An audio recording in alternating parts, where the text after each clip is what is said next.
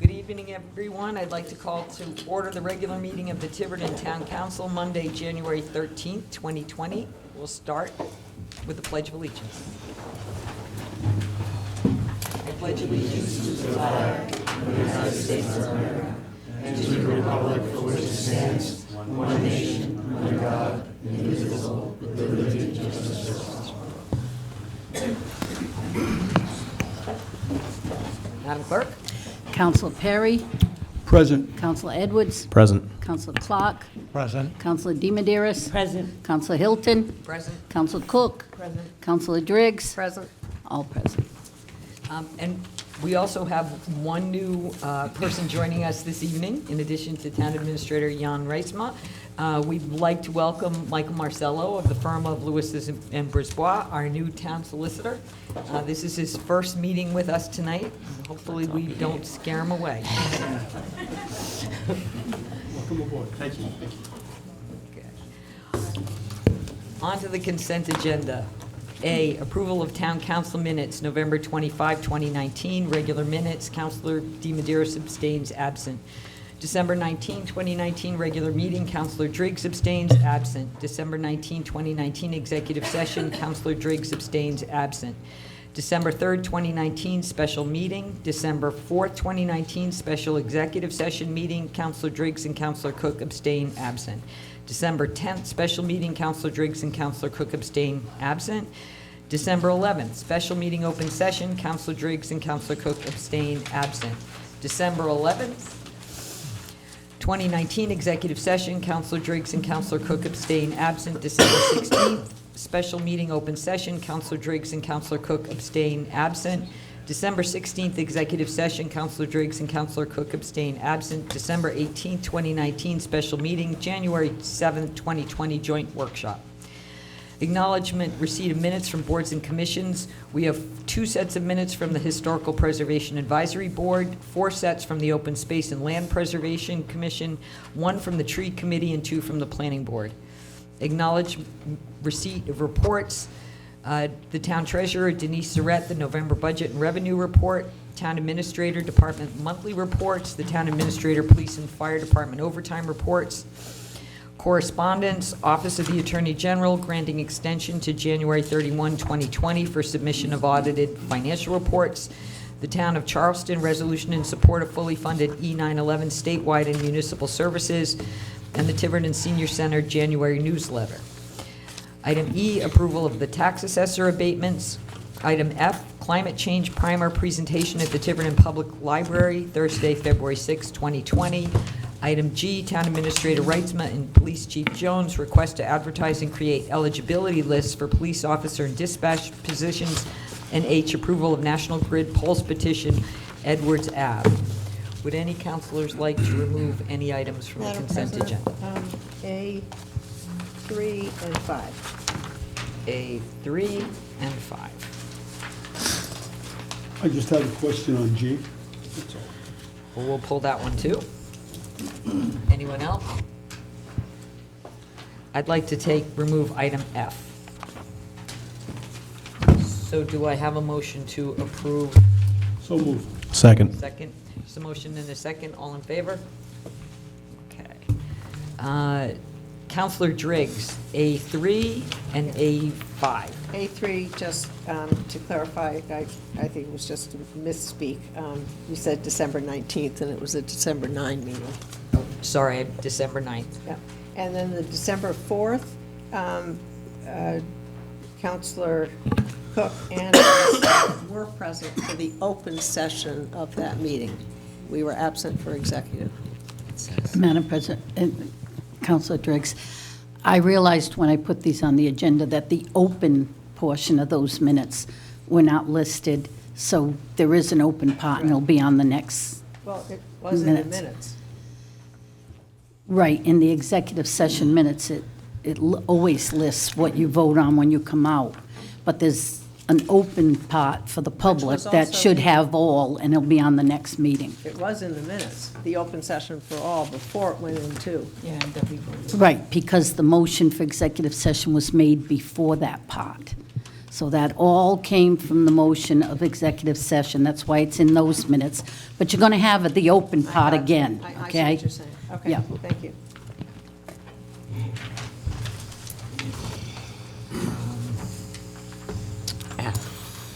Counselor Edwards? Item F? I didn't remove anything. That was Oh, I'm sorry. that was you, Madam Okay, President. Sorry. But I'll go last. Counselor Perry, item G. Yes, all I wanted to know was, I see request to advertise. Do we see any foreseeable retirements or It says it. vacancies coming up, or are we just establishing a list for the I think future? it says it on there, Joe, right? There's at least 3 coming up. Yeah, I think I read that there was, I think I read, Okay, that's what I wanted to know. I can tell you the names if you want. we have 2 police officer vacancies with the potential of a 3rd by the summer. Thank you. I asked to remove item F, which is about a presentation at the Tiverton Public Library. It's a climate change primer that's sponsored by the Tiverton Public Library, the Union Public Library, the Tiverton Harbor Commission, and the Tiverton Open Space Commission. And as the indicator says, it's a nonpartisan discussion about the science and effects of climate change. It sounds like a really great event. It's something that we've all got to plan for going forward, in Tiverton particularly. There's a great deal of information in our community comprehensive plan addressing the rising water level in the Sakonnet River and its effect on the community. So I wanted to point out this event and make sure that people were aware of it. There is limited seating. It's first come, first served. So if you're interested, don't wait until the last minute. And it's being held on Thursday, February 6th at 6:30 at the Tiverton Public Library. I know that the Harbor Commission and the Open Space Commission are co-sponsors of this. I'm also wondering if this could be distributed to the rest of the boards and commissions that might have an interest, the Planning Board, the Zoning Board, Economic Development. I'll be glad to do so, yeah. Madam President, Yes, John. I'd like to make a motion to approve A3, A5, F, and G. Second, Motion and a second, all in favor? There we go. Open public forum, we have one sign up tonight, George Elzabak, Tiverton Days. Mr. Elzabak? I'm Kelly Levesque. I'm the town sergeant. I just wanted you to know that I did receive an advisory opinion from the State Board of Ethics. And any time that Tiverton Days is discussed, I must recuse myself as town sergeant for that discussion period. So I'm officially recusing myself, and Chief Jones will step in. hope there's no trouble.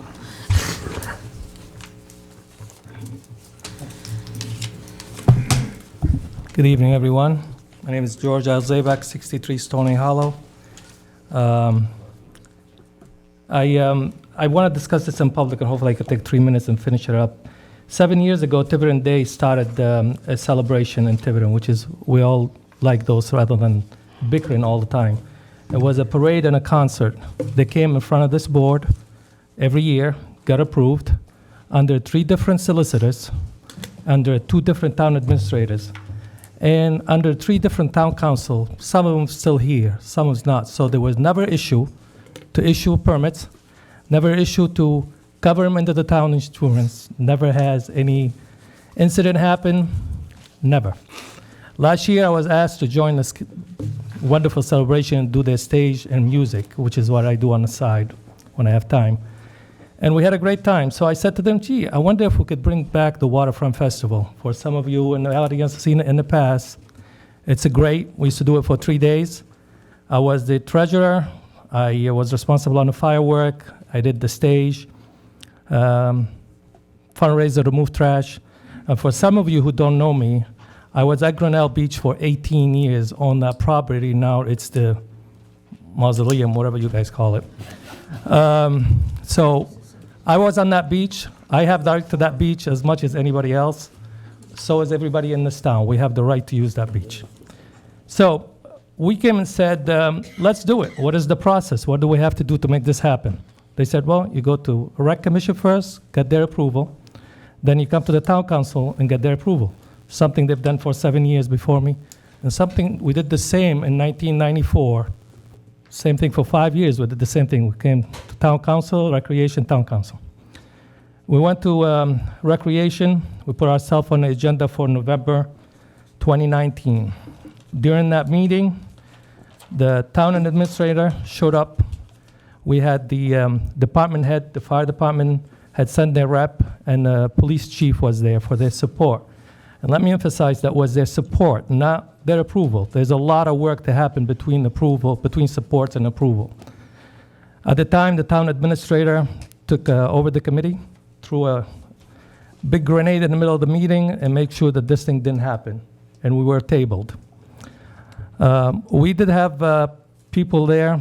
I was not happy. I was offended big time, but that's beside the point. So we were pulled off the Recreation Commission hearing.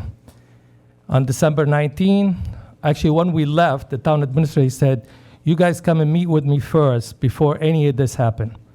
I refused because the process is very simple. We go to recreation, we come to the town council give us either rejection or approval, then we sit with the department head, we sit with the town administrator, we've done that for years. This is the process, this is what we were told to do, this is what has been done all along. Nothing new here. We put ourselves on agenda for December 2019 at the Recreation Commission. There was no meeting for the town council, so we put ourselves on agenda for tonight. On December 2019, we went to Rec Commission. The DPW director was there. He was very helpful. Again, when you want something to happen, you propose, you help, we make changes. Something you don't like, we change it. Something we talk, we discuss, it gets approved. Recreation was elated. Everybody voted for it. Go ahead, it's all yours. They voted for Pecasset celebration, and they voted for Grinnell Beach, the Sacred Ground celebration. So we did that, and we put ourselves on the agenda for tonight over here. Last week on Monday, I was told indirectly that we were pulled off the agenda from tonight because the new solicitor didn't like it. And we need to meet with, Excuse me, Mr. I should not be interrupted, I've got 3 minutes. But Mr. Elzebak, you're actually past your 3 minutes. Okay, in thank you. fairness. No, if that's- I'm not asking you to sit down. No. But your perception of events is not necessarily the same perception of events that I think other people have. Really? And Which event? I'm telling you that your perception No, of... okay, ma'am, whenever you want to discuss that, which event, we'll discuss, because my perception is very clear what I saw and witnessed. And unless you're telling me this was pulled off the agenda for some other reason, I have no idea. Mr. Elzebak, what I'm telling you is that, exactly that, your perception, which is your view of this, I'm not telling you... Which event? Excuse me, let me finish. I'm asking which event. You've listed a whole lot of things here, Mr. Elzebak. How you perceive those and how people who were on the other end of the conversation perceive those are not necessarily the same thing. And the event that you're proposing, or the events that you are proposing, are of a significantly greater magnitude than what has been approved recently. There have been issues that have been raised. While the Recreation Commission has jurisdiction over certain things, they've made it clear to us there are other things that need to be Right. approved that they don't have jurisdiction over. There are also questions given the size and the scope, and no one's opposed to this, but the town does need to understand and have a clear-cut understanding of responsibility and liability and planning. So I think that you have been advised that there are several meetings that are scheduled. As a matter of fact, there is an... They are scheduled with something I don't know. Well, let me finish. There is an internal meeting tomorrow to identify the issues that need to be addressed. As soon as that happens, then the plan is to sit and meet with your group to figure out how these things get addressed. Again, I don't think your perception is fair, and I don't really think it's fair to make disparaging comments about the beach or that somehow it's some sort of sacred ground. Because- Excuse me, because the town has a responsibility and is responsible, we're responsible for all town properties, and we only need to make sure that we don't have liability and that we have appropriate plans in place. We're asking you simply to be patient. So you were told, I was told by the new town solicitor, that someone will call me to set up a time. Right. And I said to him, when? Time is of the essence. And he said, oh, we've got time until June. No, we don't. No one called me to say, excuse me, no one called me to say this was canceled. No one told me when we should meet. No, the only conversation I had with anybody who says to me, you're gonna meet me, Mrs. Medeiros, yourself, the town administrator, and the town solicitor. And as I understand the process, it's very simple. I come over here, we discuss it in public, and you tell me, no, we don't like it. Then either you approve it or not approve it, or you cover me with insurance or not cover us. We meet with the, can I just, I let you finish, I let you say your piece. Let me, first of all, we have to be careful here on the agenda because this is really only, the public forum is not for discussion of the council. We really can't. What I'm telling you is that there is every effort being made to address this and to be able to have this on the next council agenda meeting. That is the intention. I cannot explain to you at this point why someone hasn't reached out to you, but I am telling you now that that's the process. So So- I'd ask you to please. So I'm just going to say 1 second and let me get out from here, and this way you could have your time. From my perception where I stand, all I see for the last 4 months is delays. That's all, excuse, all I see from you guys is delays of this is happening. This is something good for the town. This is something fun. I'm volunteer, so is the rest of the group. We're trying to do something fun for the town, and somehow all I get is delays. And my perception of the meeting, we're getting yelled at. It's too bad not everybody's seen it the same way, ma'am. Mr. Thank you. Thank you. Wait a minute, I want to say something. George, I had a conversation with you, you called me, and I told you what was going on. I know that Nancy notified Kelly. You called me, I told you that there was going to be... All right, well, whatever. All right, you text me and I called you back because it was too long for me to put in the text. So I told you there'd be there would be meetings, and we were doing everything in our effort to make sure that you were on the next agenda. And I haven't heard from anybody. Well, We understand that. we but I- understand that, but we're still planning those meetings and we still have a few weeks. Mr. Elzabeth, I have one question. When were you notified of the meeting that you weren't on the agenda? I have never been notified directly. Mrs. Levesque had been told by Nancy, which we were told, that someone will call me. And when I saw the new town solicitor at the zoning board, and he said, did Jan call you yet? And I said, no. I said, no one called me yet. And he said, we've got time from now until June. I said, you gentlemen obviously haven't planned one of those. And he said, no, I planned some whatever, one he did before. This requires, every day goes by here, and I'm sorry to take everybody's time. Every day goes by here, it's harder and harder to get a firework, barge, bands, you know. Okay, we are well past. But is it all right if I just say one more thing to Nancy's question? Nancy Mello told Kelly at the budget committee meeting, the last budget committee meeting, it was that night that George texted and called me. I notified Nancy that I spoke to George, so I think Nancy felt that that was a Folks, notification. we're well past the point, the purpose of a public forum. This is being addressed. There are meetings that are scheduled to address this. Just simply ask that people be patient. I can't comment. What? I cannot comment.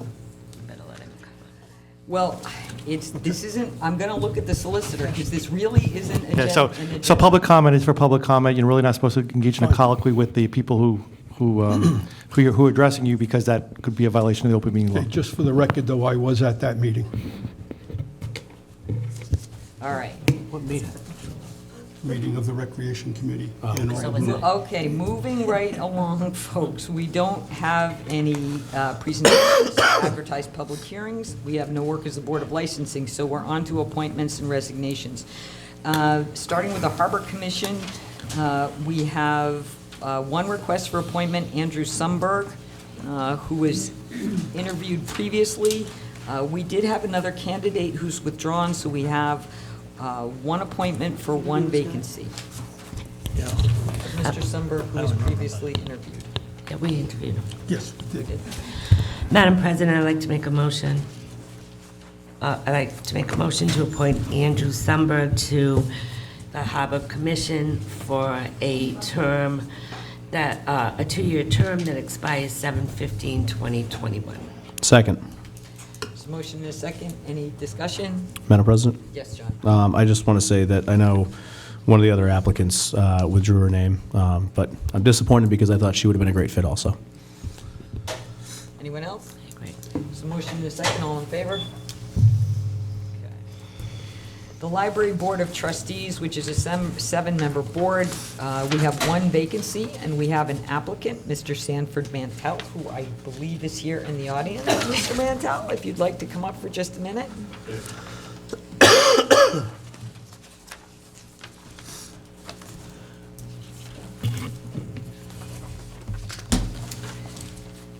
And we have your application, but if you'd just like to share with us your interest in the Library Board of Trustees? Well, basically, it's what I wrote on my application. I'll read it from there, because I forgot what I wrote, quite honestly, but whatever I wrote, I meant. Okay, I want to help out the library because I feel that it's grown to become a true community facility, and I think, even though my background is not in library science, I think they'll benefit from having some diversity on the board. Anyone have any questions for Mr. Mantell? No? I have tremendous preparation, I'm ready. Yes, if you'd I'd like. like to make a Got notes? motion to waive our policy and appoint Mr. Mantell this evening. Second. So there's a motion and a second to waive our normal policy for appointments. Any questions? All in favor? Okay. I'd like to make a motion to... Madam President, did Councilor Cook and Driggs, are they voting against waiving the policy? Or are they abstaining? I'm against waiving it. Okay, I just didn't see any, you guys raise hands or anything, The so. question was, is everyone, who's in favor of waiving it? Correct. So we didn't raise our hand. But that could be an abstention as well. I just want to Right. make sure the record's. Opposed. She usually does. So, are those, any opposed? Opposed to waiving it? Yes. Yes. Okay. The motion passes. I'd like to make a motion to appoint Sanford M. Mantell to the Library Board of Trustees for a 3-year term which will expire 10/15/22. Second. There's a motion and a second. Any other discussion? In that case, all in favor? Any opposed? Congratulations, Thank you. Mr. Mantell. Welcome to the Thank you. Library Board.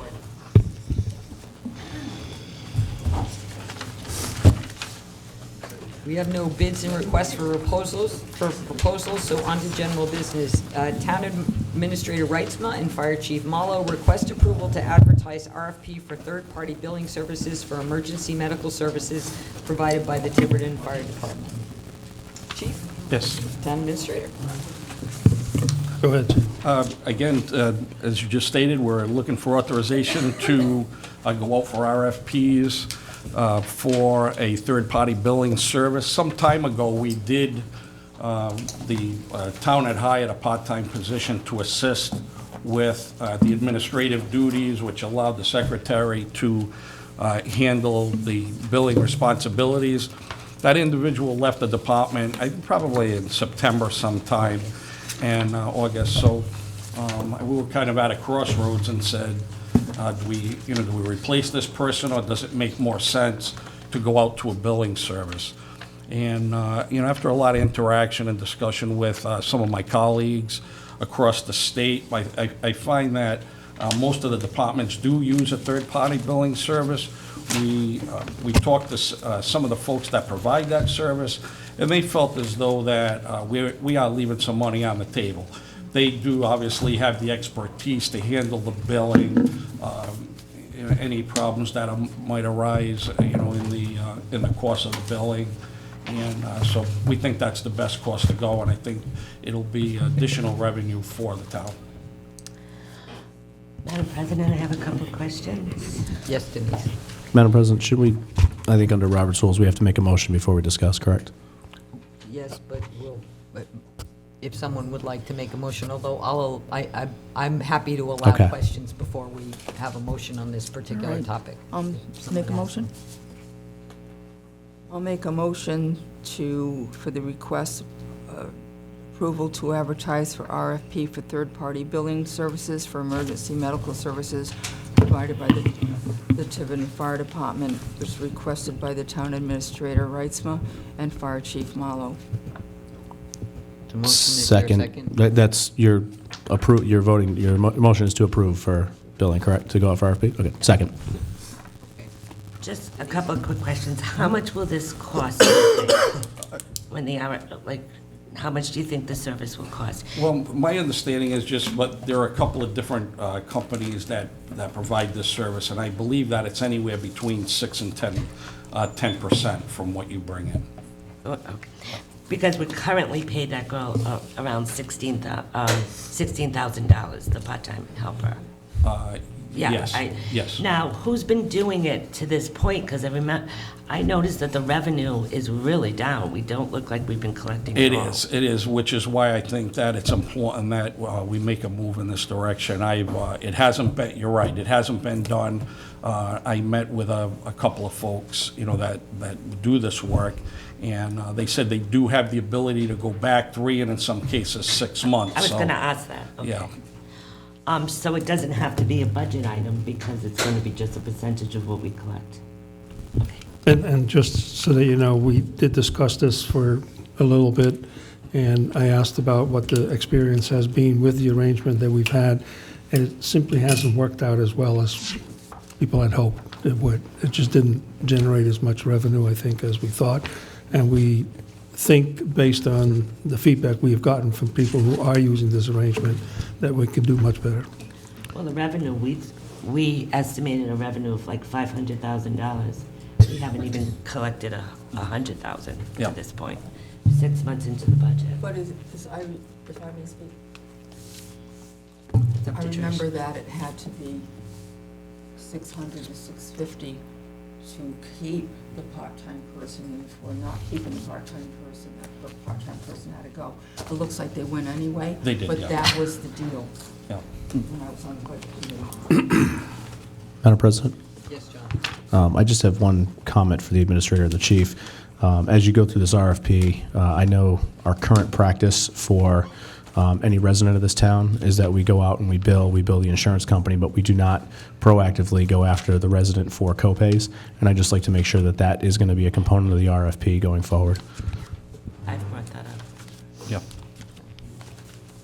Anyone else? In that case, there's a motion and a second. All in favor? Any opposed? No. Thank you. Thank you. Town Administrator Reitzma, request by Tiverton Superintendent Sanchioni for approval to waive building permit fees for the middle and high school bathroom renovations. Thank you. Actually, the request by the superintendent was for the building permit fees to be waived, not for approval. Anyway, that's just the way it's written. My recommendation is that you do this. These are actually 2 fairly minor projects to renovate the bathrooms in the middle and high school.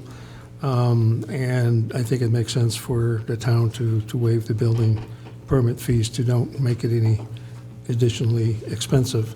I would actually go one step further and say that that might be a good general policy for construction that's being done by town entities. But that's a different item maybe to take up at a different time. I think Madam actually, President? I can't speak for many years back, but for as long as I've been on the council, that's been the precedent, and the policy is that we, Yeah, it's past practice. Then it all the should way be through easy. the building. Okay.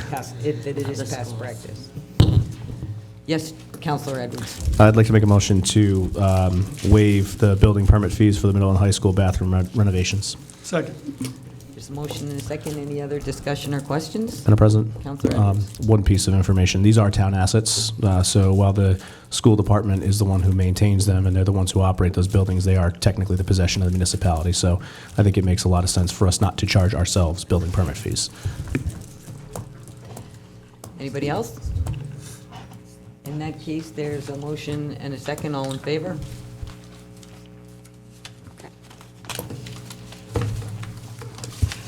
Item C, Town Administrator Reitzma, approval of budget transfer from account 1020-6890, the Council Contingency Fund, to 1020-7259, the League of Cities and Towns, for $4,040. Thank you. This is a request that follows up on a council vote that occurred on November 25th to rejoin the League of Cities and Towns, in part to be able to participate in its energy aggregation program, and through that program, contract with Power Options and Constellation Energy for the supply of electricity. And the amount of $4,040 is a prorated amount and is a savings off of the full annual dues of about $2,800, I believe. Savings of $2,800. Okay. Madam President? On the dues, though, there's substantially more savings on the electric participation in the electricity program. Yes. After you, Counselor. Yes, Counselor Edwards. I'd like to make a motion to approve the transfer of $4,040 from council contingency to the League of Cities and Towns. Second. Discussion? Yes. Counselor Driggs. Yes. I have actually two concerns. One is that, as I recall, the way this appeared on the November 25th agenda, it wasn't specifically indicated that that was one of that funding was going to be something that we were going to end up talking about. So I have concern about Open Meeting Act issues. And secondly, I have concerns that the FTR budget did not fund the League of Cities and Towns. So given especially the confluence of both those things, I have a problem with it. Thank you. Madam President?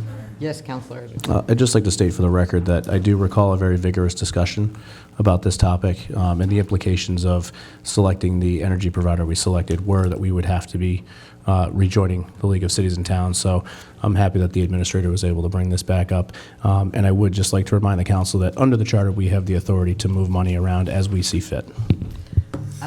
Oops, I would go ahead. I respectfully disagree with Counselor Edwards, because the FTR, the taxpayers say where they want the money or not, and it was a zero amount in each budget. And to disregard the voters is disrespectful.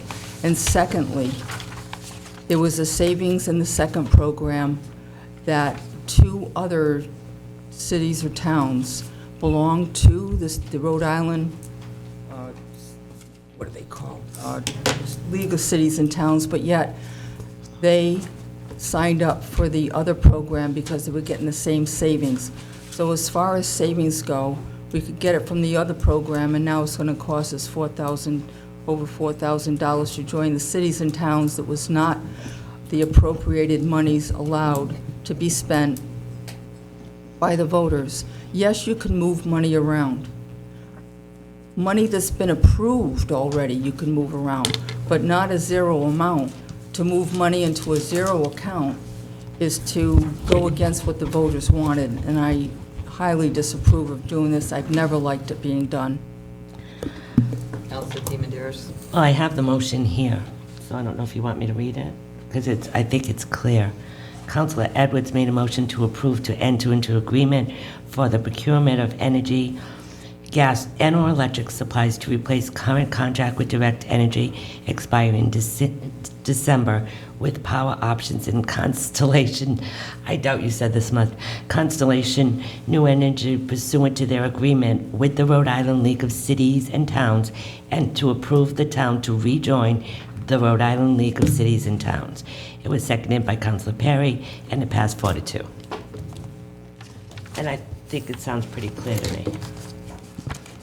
I also do remember in that discussion that we had asked the town administrator whether or not he would approach the trust and discuss a prorated fee for the year, given that we were joining late, which, I'm sorry, not the trust, the League of Cities and Towns, which they were happy to do. We did have a long discussion about the various options for saving money on electricity. I will say that as far as the funds for this being approved, the council contingency fund, which is there in part to address things like this that come up during the year that we may or may not have planned on, is available for exactly those things. And given that we needed to find a new supplier for energy that would, provide us considerable savings, that using the council contingency fund to allow us to rejoin the league and take advantage of the considerable savings through that program was what was discussed and was voted on by a majority of the council. I have to, once again. Excuse me, hang on a second. I think Councilor DiMederos has the floor first. I just do want to point out, it is in the budget as a line item. It just says 0. So That's it right, is in, 0. right, but it's in the budget as a line item. And in the past, we have put amount of money in these line items that are here. Whether they were 0 or $1, we've transferred it in and out. So it is a budgeted item. It just said 0. That is totally bogus. 0 is 0, and it means 0. It doesn't mean you stop putting money in that account when people voted for it to be 0. It's just 0. The thing of it is that there was a savings in the second energy program that others were fine with, but they also belong to the Rhode Island Cities and Town League. But they belong to a different program to save energy. So it was not something that you needed to join to save money. There was already something there. The push to join the League of Cities and Towns was just an excuse to go into that program and spend money that the people did not say was okay. Like I said, you can move money around, but it shouldn't be 0. Anything else you got to move around from the contingency fund usually is because it didn't have enough money, or you need to pay a bill, but this was a 0, and you didn't need to join it. Madam President, Yes, John. I just, I know there's been a lot of discussion about whether we can move money around or not, and seeing as we have our solicitor present, I'd just like to ask the solicitor if this is within the purview of our duties as counselors. I believe your representation of the charter is correct. This council has the right to move money around in the budget that's presented, even if it's a 0 line item. It is a line item in the budget. It is 0. Thank you. I'd like to bring us back to the original question. There was a long debate, as Councilor Edwards mentioned, about which particular energy supplier that we would choose to accrue those savings on electricity. At the end of that, by a majority, the council voted to go through the program with the league. This has been discussed and debated and voted. What's in front of us right now is the question of allowing the transfer of funds from the council contingency fund to cover the remaining, or the dues portion, to the League of Cities and Towns. That's the question in front of us right now. So there's a motion and a second. Are there any other comments? In that case, all in favor? Anyone opposed? 5-2. Next, item D, under Councilor Hilton, appointment of Susan Gill as Planning Administrative Officer, and I think Susan is here. With the change in the solicitor position, Mr. Fabish, who had been subcontracted by Mr. Ciccione and had been handling our duties as the administrative officer for planning, isn't with us. By state law, we must have an administrative officer for the planning board. And Susan Gill, chair of the planning board, has once again, and we are very appreciative, volunteered to step in and serve as our administrative officer for planning for as short a period as humanly possible, with the goal that we will be hiring a planner very, very soon. But we do need to have this position filled by law. Susan has agreed to do it. Although I would like to clarify, and we can have Susan come up if she'd like to, that she's taking the role of administrative officer, not the planner. She will not be staffing the office full-time as a planner would be, but she will be here in the building to do the duties of the administrative officer. Madam President, Yes, John? I'd like to make a motion to appoint Susan Gill as Planning Administrative Officer. Second.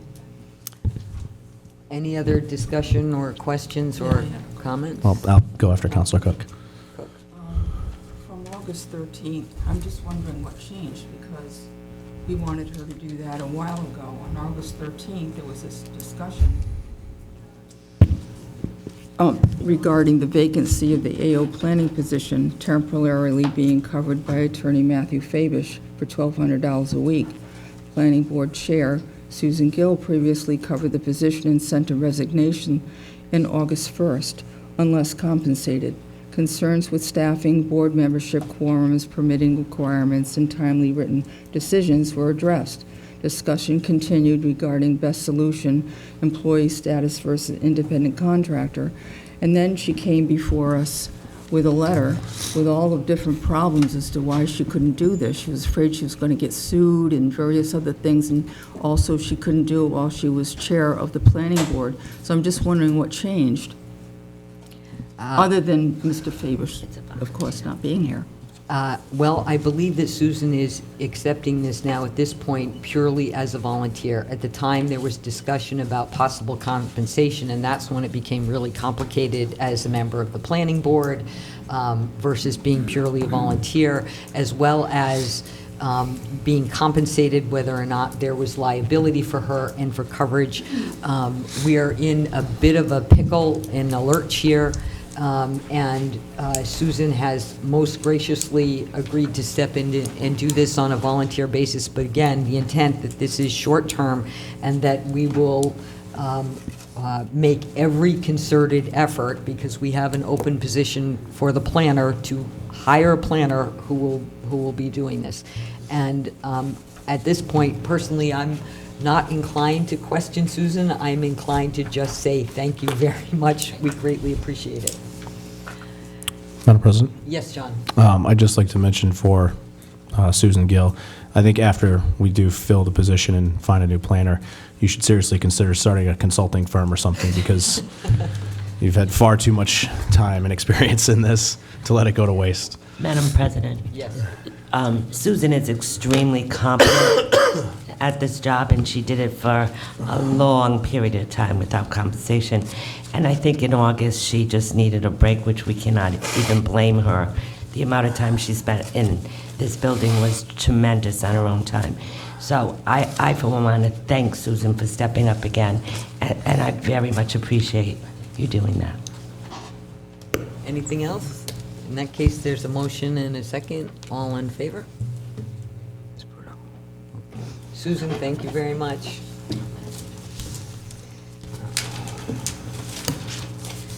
Item E, under Counselor Hilton, approval of the Solicitor Services Agreement.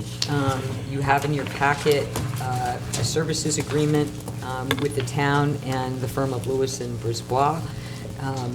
Our prior solicitor, Mr. Ciccione, did in fact review this agreement for us, as has the town administrator, and to the very best of my knowledge, it has the blessing of both the prior solicitor as well as the town administrator.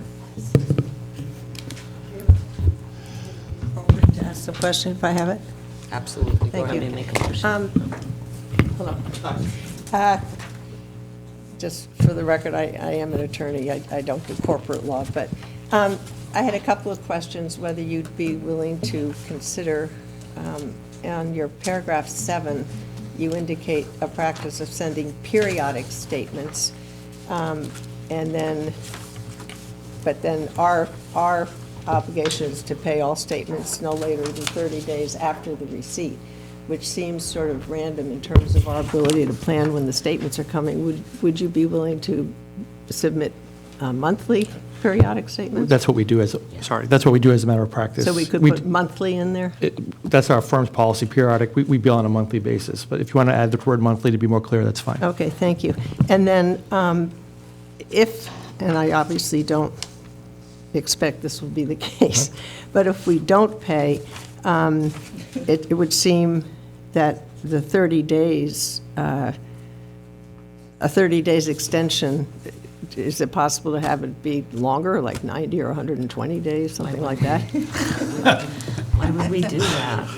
I'm sure that, I don't anticipate a problem paying on I time. don't either, but I'm just We can address that saying if it comes up. If the town is on the verge of bankruptcy and they need an extension to pay the bill, I'm sure that we would be able to accommodate that. Oh, okay, thank you.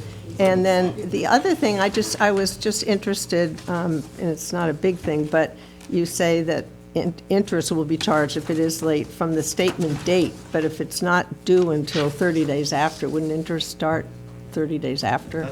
We would begin to accrue interest. By the way, that's just a standard form that we have to put. We're required by Rhode Island law to have a signed written agreement for legal services, and this is what it reflects. So Okay. if there's not any other questions about an interest charge or something like that, I'm sure that you or the council president could bring that up, and we'd be happy to consider Okay. it. But I don't anticipate a problem since you're getting this services on a flat fee basis for the remainder of the 6-month term.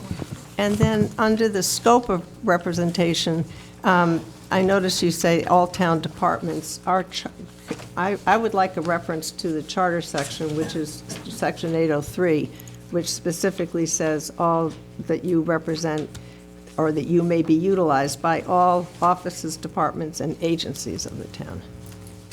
Because that became an issue in the past with a commission having the same access to the solicitor, and like the Charter Review Commission, that kind of thing. So could we just put a reference to the charter in there? Okay, thank you. And then this is really small, but do you normally charge for meals and parking? Yes. Really? Okay, When I travel, yes. all right. Thank you. That was my comments. I don't anticipate charging the town of Tiverton for the meals before I come over the Braga Bridge there. So I'll eat before, I ate before I came tonight.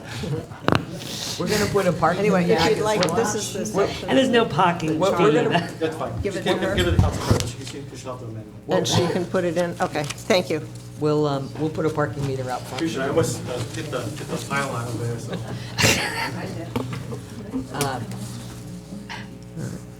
So I'll give it, so Do I have a motion and a so he second agreed to, on this? Or, I'm surprised you're not. Go ahead. Madam President, I'll make a motion to approve the solicitor services agreement. Second. With the amendment, with the With the, suggestion. with the proposed changes as amended. Deals for everybody. Discussion? I just want to say thank you, first off, for accepting this position. And then I also wanted to comment that it would have been nice through this process of selecting a new solicitor if all members of the council had been present for the process. And I'm deeply disappointed that 2 members of this council elected not to participate. okay, let's, Motion's been made and seconded. Madam President, I don't mean to interrupt, but it would be appropriate for you to give someone authority to sign the agreement on behalf of the town. So I don't know if you want to do it or you leave it to the administrator, but I just so it's clear, because that's what we'll need from my perspective. I think the president should do it because you work directly for the council, so that's just my suggestion. We have a co-signer. we can do that in a separate motion, but for now, there's a motion and a second. Any other comments or questions? All in favor? Okay. Thank you. So, may I have a motion? I make a motion that President Hilton signs the agreement. Second. Comments? All in favor? Anyone opposed? Okay. We'll get those small changes made quickly.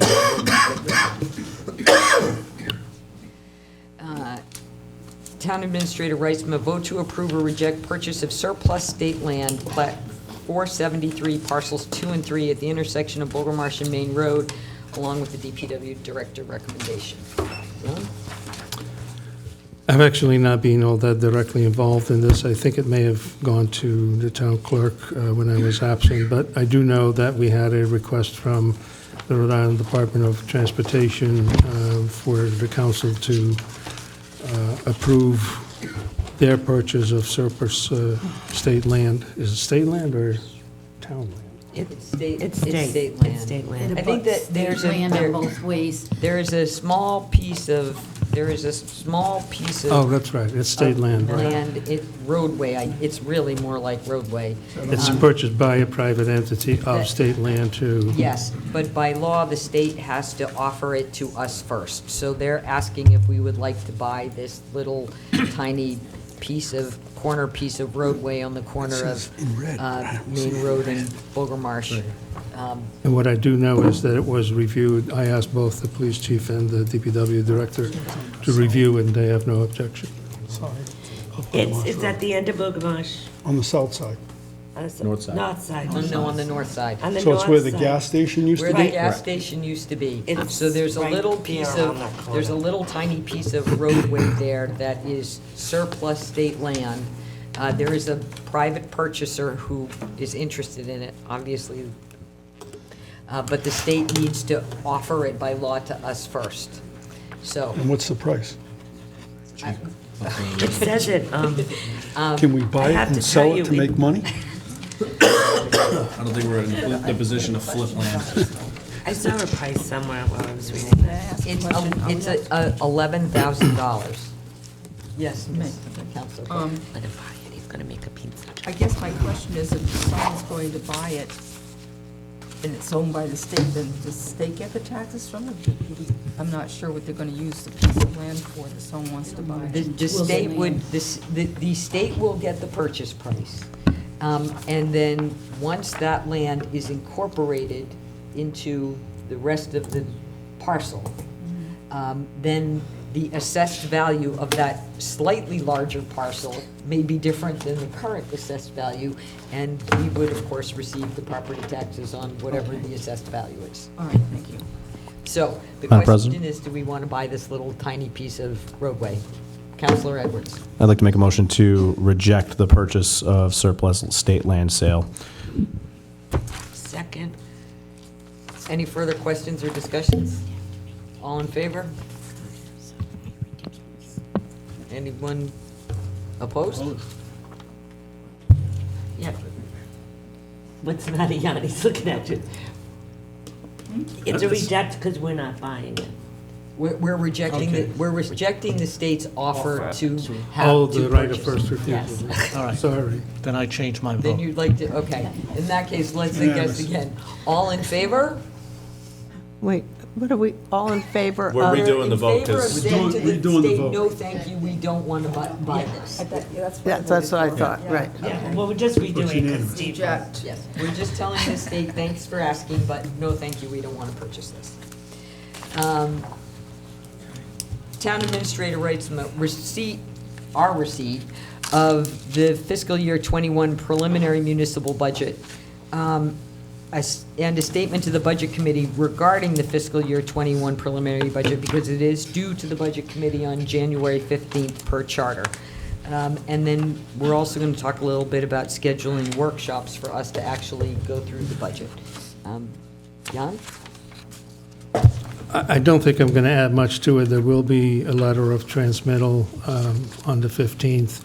I believe it's largely on the agenda tonight to do the scheduling of workshops and the other item that is mentioned here, if I'm not mistaken, unless there are questions at this time, but I didn't think it was going to happen tonight. Madam President? Yes, Denise? I just want to make sure that the Budget Committee realizes that we just received this and we have some work to do and it's very preliminary. I'm not, just to make sure they are aware of that.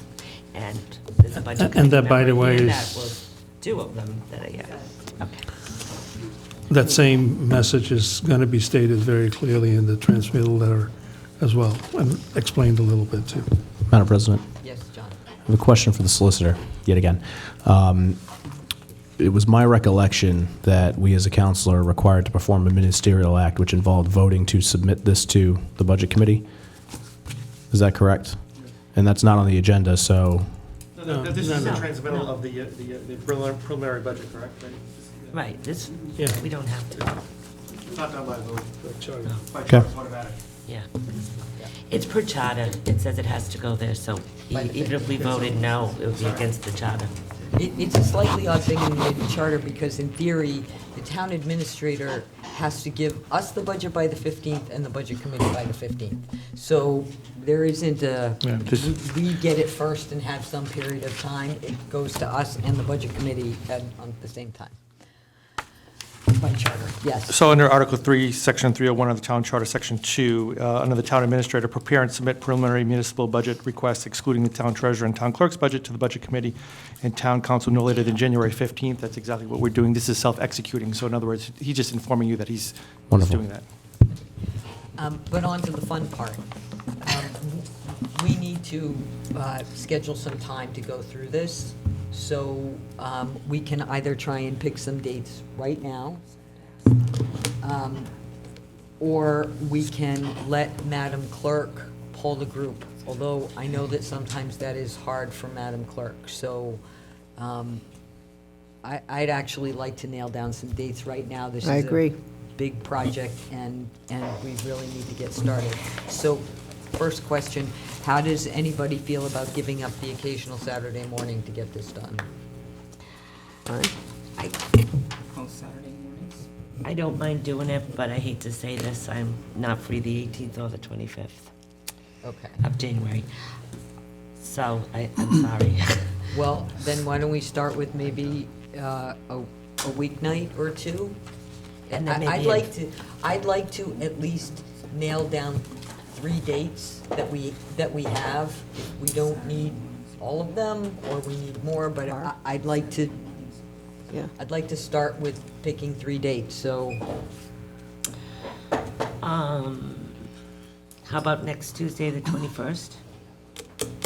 I could do the 21st, everybody. How does that, Tuesday, the 21st for everybody? I think so. Okay, so that's one date. And then will how that be about, here? Where are we doing this? Well, hopefully it'll be here, but we'll leave that up Planning to. board. Oh, the planning board is but here. can we do it somewhere else? Yeah, Yeah. I mean, the senior center or the Center or library. the library, yeah. And this will be at 7 o'clock at night? Unless people want to meet earlier. Nope. 7 and 9. And then how about the 28th, which is another Tuesday? Does that sound to everybody? That sounds good. I'm just throwing this out. I'm glad you all agree. Okay. For a second date? Okay, and how about we'll do a Saturday in February? How about February 1st or February 8th? What about the Saturday after the 28th? I will be unavailable on the 1st. I can't do the 28th. You can't do the 28th? The Beautiful. 20th, there's no 28th. There's You just said the January there's 28th. January 25th. That's a Saturday. And then there's February 1st or February 8th. Can't do the 8th. Cannot do the I can do the 1st. 25th. Oh, you want to do Tuesday, the 28th? You can't do Tuesday, I the can't. 28th. I He can't said he do the can't. 28th. I can do the 25th, Saturday. I can do the Wednesday, the 29th, the Thursday. I just Well, then let's pick a weeknight after the 28th. can't. I think do the having a few 28th. days in between is good because we may ask for information, we may So we're ask not doing Jan the or 28th? somebody to provide us more information. We want to, So are we getting rid of the 128? It's no, gone? we'll keep the Joe 20. can't be there.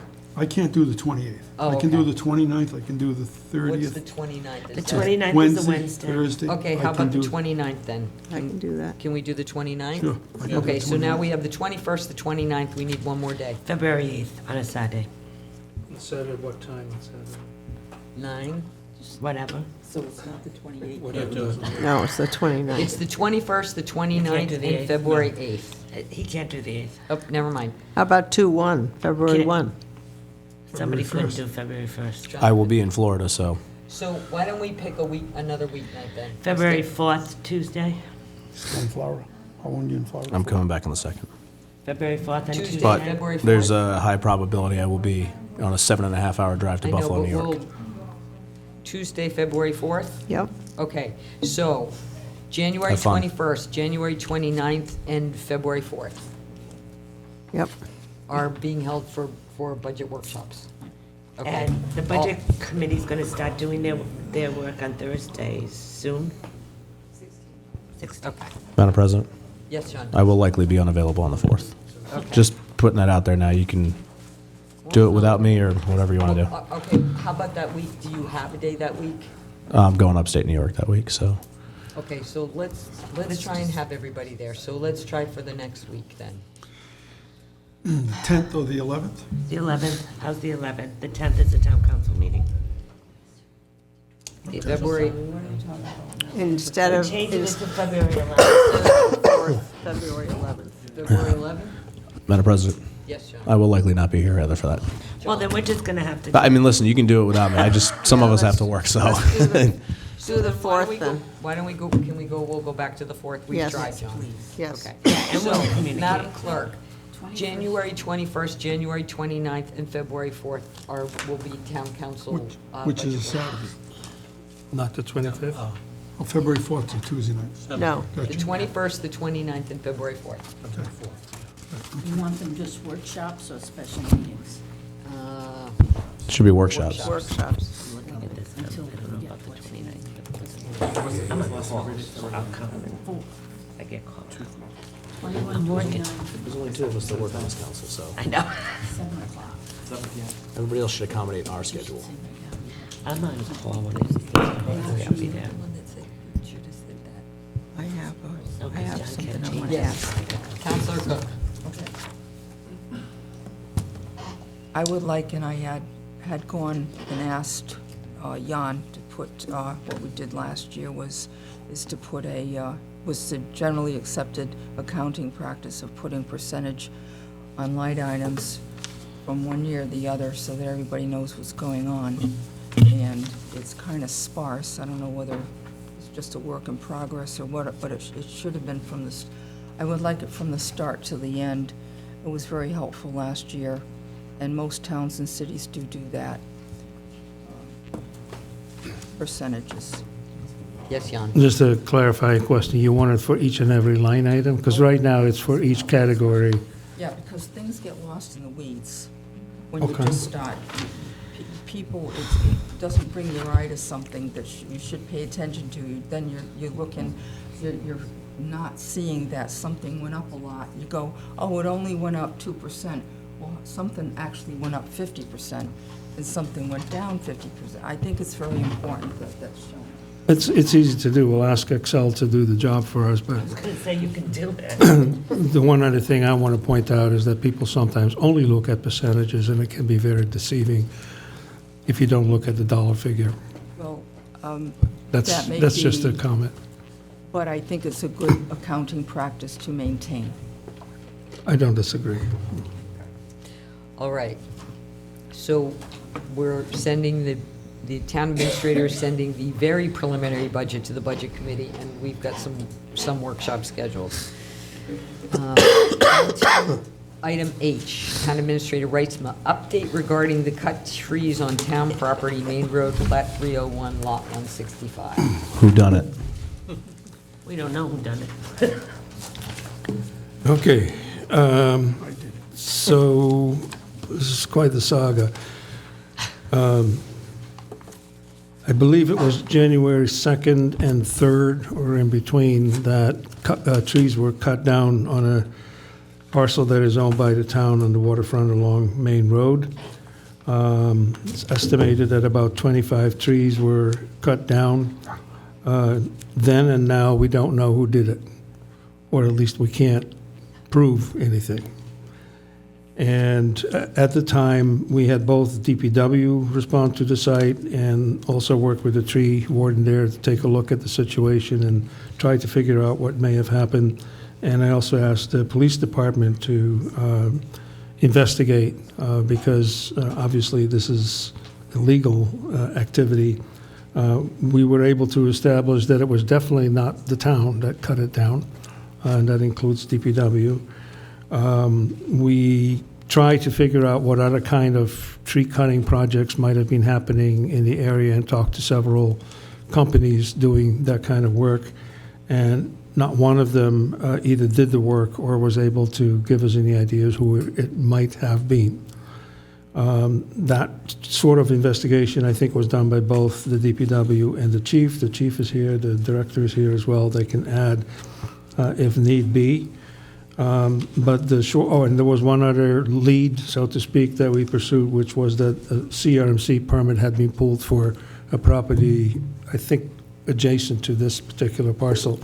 And we thought, well, maybe it was someone who was supposed to do it there and they did it in the wrong place. But that turns out not to be the case either.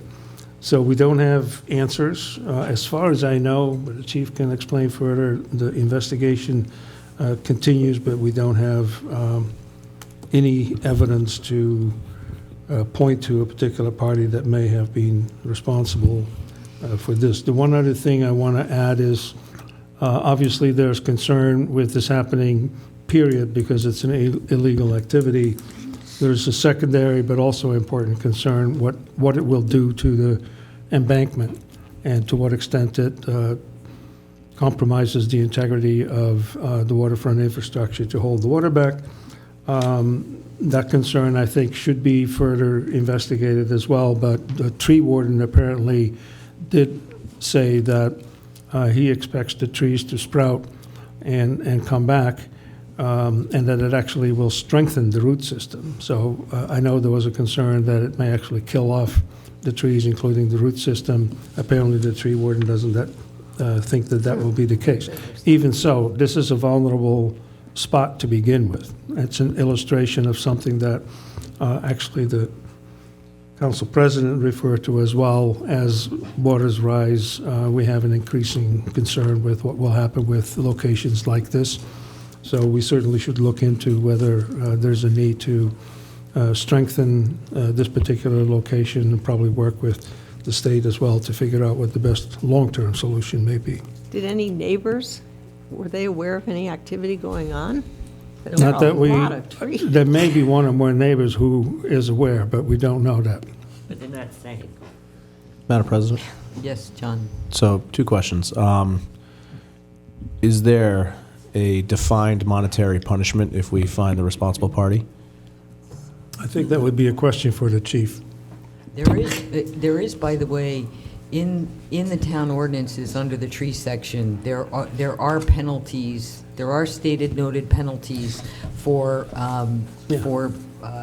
damage of trees on town-owned property, and the chief may have additional information as well. Talk to me, Chief. So I can verify everything, obviously, the administrator said is correct. Police department's not in the habit of, or in the practice of commenting about active investigations, which this one is. The investigation thus far has been exhaustive. And I would also ask, while I'm up here, and can state publicly, that if anyone has any information that might assist with this investigation, please approach me, approach us, so we can continue with our investigation. But as the administrator said, we've spoken to neighbors, we've spoken to tree companies, we've spoken to CRMC. And to answer your question, Councilor, that anything regarding this would be considered a vandalism or a theft, and depending on the value of the trees, could lead to anywhere between, anything over $1,000 is a misdemeanor.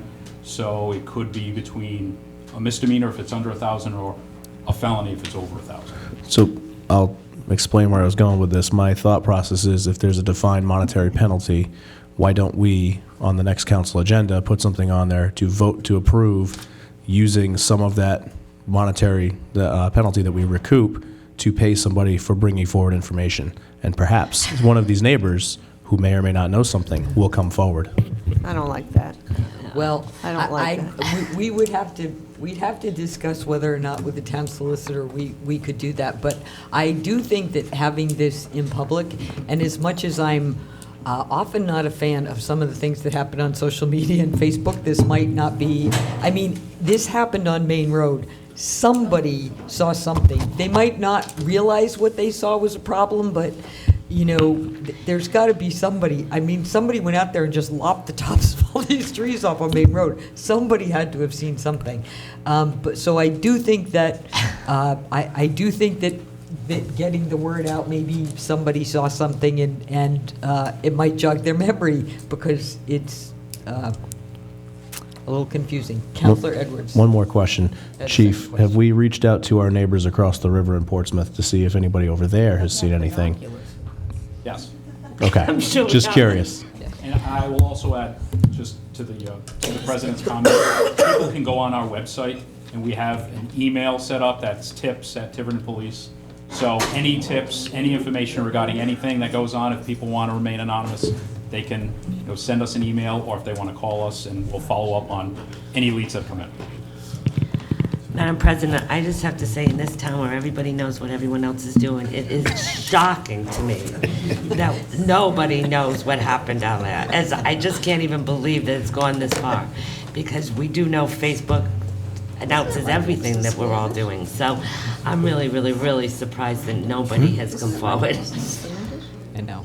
I'd also like to say that I think part of bringing this public is for people to understand that trees that are not on your property it cannot simply be removed to increase your view shed without permission, and particularly trees on town property should never be touched regardless of whether or not you like looking at them or not.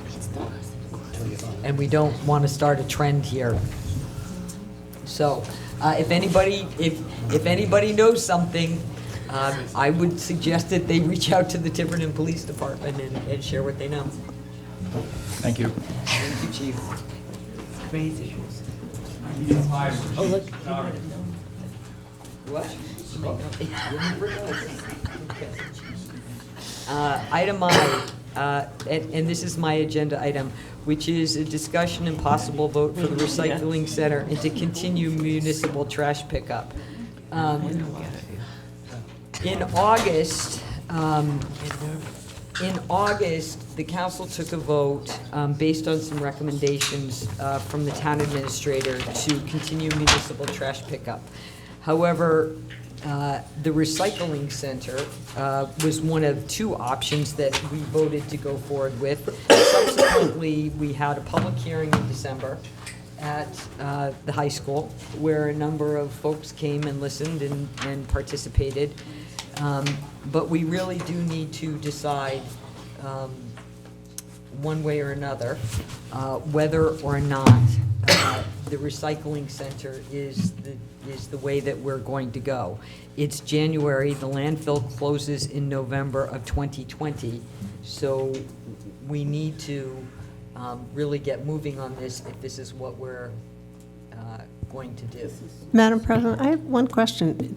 In August, the vote that was taken, was my understanding that Mr. Rogers and Jan were going to be coming back with some kind of a report about the relative cost of recycling and what we're looking at, and I haven't seen a report like that yet. We had a special meeting. Yeah, we did. Yes, we did do that at the special workshop. Those costs were outlined. We were at the high school, remember, we were up on the stage, they give a presentation? At the public hearing? Yeah. No, I'm talking about back in August. In August, the vote that was taken, that I was not there, I was on vacation, but I read, I looked at the video of the meeting, and it was my understanding at that meeting, which was months ago now, that the task was that you and Jan were going to be looking into various options for recycling and the relative cost. This is long before the public hearing. If I may. Yes. That's true. Yes, thank you. And I think it was originally expected that we would have the special works up sooner than we ultimately had it. So that's one thing. There was a delay, there were agendas that were too full or whatever, so it was postponed and postponed. We ultimately did have the workshop where we actually did provide that information. Right. Okay. Yeah. Yeah. So I'm not understanding what the confusion is. We already voted on the recycling center. What we needed to actually do was to pick a site. I think that was kind of up in the air, but So I don't know. let- So what so- are you trying to do, revote or? No, we're not. Right there, number one. We're not revoting a revote. In August, when we took a vote, we did vote, in fact, to continue municipal trash pickup. However, regarding the recycling center, that we voted with regard to hard to recycle items, that we would do either a recycling center or pick up by private carrier. So we didn't actually, in that vote, choose one of those things. I think that we have had our meeting at our public hearing. I think we heard from the public. And so what I am asking for the council tonight is to formally decide if we are in fact going forward with a town-operated recycling center. That is the question. What's the cost compared to some, anybody picking up curbside the same recycling things? That's what I'm confused about. That was the alternative, I think, in August. That was laid out during the last workshop, so we can do it again, but that was done. No. Doing the same thing over and over again. I feel it's Groundhog Day. Yeah, but aren't you asking the same questions that we discussed at the last thing? We are. Mrs. Cook, if you can review the meeting, you can watch the tape. We voted for that we would go forward with one of the other. It's time to pick one of the other if we're going to have something ready for November of 2020. And also so that the budget can include that item. I think And we there was were a- provided with an approximate cost for the recycling center, to build the recycling center of approximately a $500,000. Correct. Yeah, But in what this we, budget. And that is correct. what about curbside pickup? Madam President, Yes, John? we even went so far in that public workshop where the consultant from PAR Engineering identified all the various sites in the industrial park we could leverage. I'm just really confused as to how we're sitting here having a discussion about something that we already spent like hours on in front of the public and it was recorded. I'm super confused as to why we Have you looked at the haven't. August meeting, and then you won't be so confused? What- Mrs. Driggs. We've got to make a decision. Whoa. Hold on a second. Let's not have, I'd rather not have to tell anybody that they're out of order. I'm going to repeat this one more time. In August, we did not formally vote to have a recycling center. We voted that we would find a solution to hard-to-recycle items, and it would either be a recycling center, or we would have private pickup of hard-to-recycle items. We voted to, essentially, we would do one of those things. We had a public hearing in December, we discussed this. What I'm asking the council tonight is that we need to decide formally and take a vote. Are we in favor of the town having a town-operated recycling center as we discussed in December? Remember, our meeting in December was a special meeting. We didn't take any votes at that meeting. We had a discussion. We did not take any formal votes. Madam President, I'd like to make a motion Yes. to, I'd like to make a motion to have a town-operated recycling center. Second, There's a motion and a second. Are there any other questions or comments? Madam President, Yes, Councilor Edwards. one point of discussion. I understand that we're taking this action because we have to do something, because we're running out of time on the landfill. But for anybody watching, anybody out in the audience, I just want to reiterate that I think very strongly that this council should be petitioning our state delegation to come in front of us and ask them to go to go back to Rhode Island DEM and ask for an extension. I've looked at the closure plan. There's more space that we could leverage, and I think the fact that Rhode Island DEM has pushed us into this position where we're in is ridiculous, and we should stand up against Rhode Island DEM and do something about it, because we are ill-prepared for what's going to happen post-November.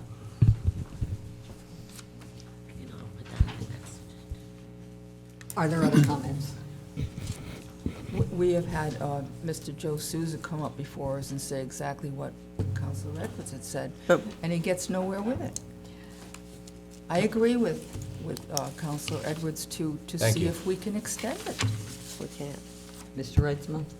I respectfully have to disagree very strongly with what just was said. There's a fairly long history of the town and the DEM going back and forth, and to suggest that this was a one-sided push by the department to make the town do something is simply not accurate. It's in a very unfortunate way, because it inflames things at a time where we really don't have the luxury of starting a fight. We have agreed for some period of time, that this landfill has to close. Under law, it has to close. They have given us time and time and time again to do it. We have spent a ton of money to do the engineering and the design and the preparation. This is not something that DEM unilaterally forces the town to do. It's something that was agreed to. And to suggest that we can reopen that, I personally think is really, really risky, and probably is going to be a whole lot more expensive to the town than if we just finally move forward and do it.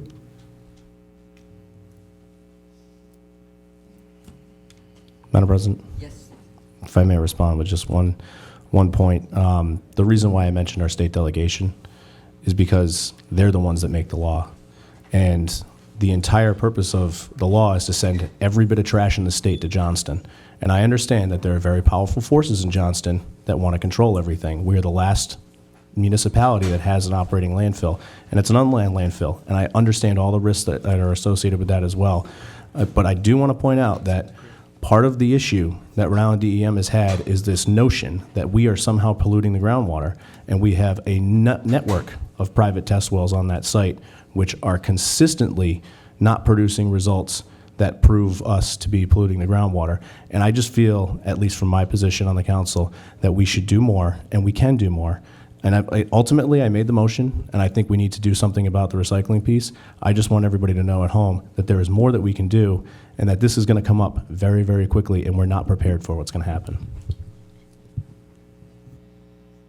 There's a motion and a second. Could you repeat the motion again? I believe that, I believe that the motion was the town, that the town would go forward with the town-operated recycling center. I made the motion. I apologize. That's all right. There's a motion and a second. All in favor? Okay.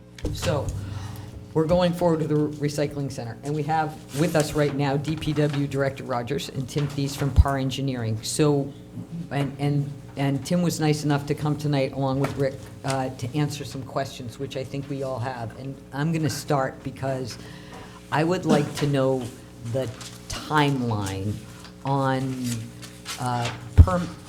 once we pick a site, permitting, engineering, everything else. Where do we have to be in order to have this ready for November of 2020? So, once a site is selected, it'll take us about 30 to 45 days to get the site laid out, to do the design. So we're talking about a month to a month and a half. And what that will get you is plans that are ready to go to the department, to the DEM, for stormwater permitting. Because that's the type of permitting we'll need here. This is not a regulated solid waste facility, but it does require stormwater permitting. And so within 30 to 45 days, we'll have plans ready for stormwater permitting. Once the plans get to the DEM for permitting, that's where the time frame is outside our control. But lately, they have been at about 45 to 60 days for review. On a project like this would be a relatively straightforward project, stormwater-wise. Once we got their comments back, we could turn this around, get it ready for a bid package to put on the street if the town chose to have a private contractor do this, probably within 30 days. So that would put us at about 3 months. About 3 months. Yeah, If nothing goes wrong? if nothing goes wrong. Okay. And that's once the site is selected. Once the site is selected. Okay. We can do that tonight. So, on to the site selection. Do we have any sites? Well, It's right here. okay, we've now looked at these maps. This site is, I think, our third or fourth time that we've looked at these maps and sort of, kind of said, well, we've got various options in the industrial park to do this. And so we've heard the pluses and minuses of various sections. I'd like to, at least tonight, come to a consensus that we can send DPW Director Rogers and PAR Engineering off with, okay, this is pretty much where we're headed, and give them just a little bit of time to come back in case they say to us, we found something, it's absolutely not going to work. But we need to send them in a direction of looking at this. Jan? I just would like to clarify a little bit what happened since the last time you got the map, which only, you have now a map with parcels outlined in red and a few outlined in blue. Blue is relatively recent compared to the earlier parcels and combination of parcels. There were really 3 sites. And I would caution against the council trying to pick a site at this point. I think it may be possible to eliminate some sites because, for example, there are lots that are right on Progress Way, are very developable and might be desirable for other type of development. And I think you might be able to take those lots out of the equation.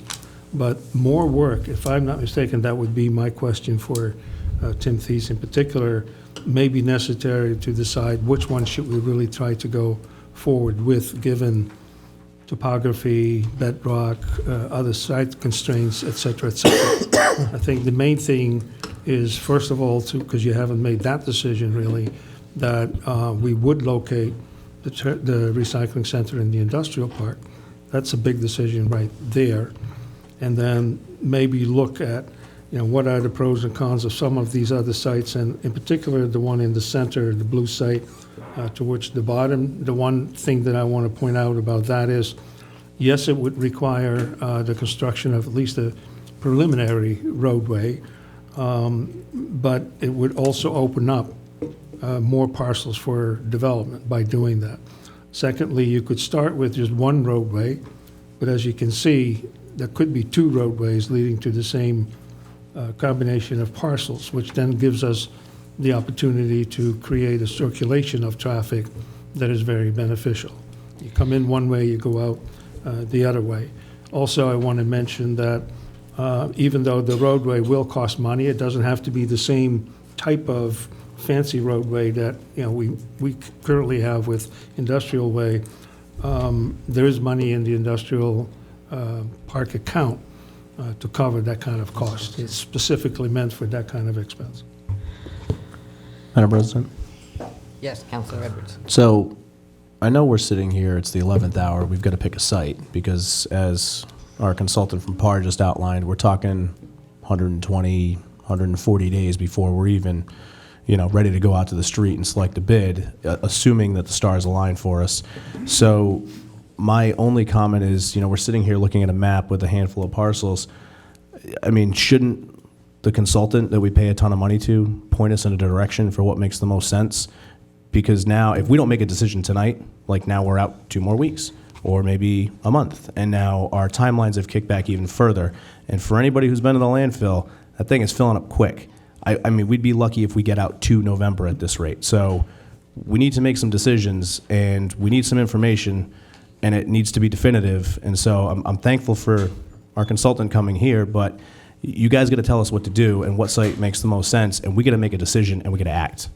So, Madam yes, Denise. President, I would prefer that we don't go with lots 28, 27, 29. We can make some money out of those. Those are very good sites.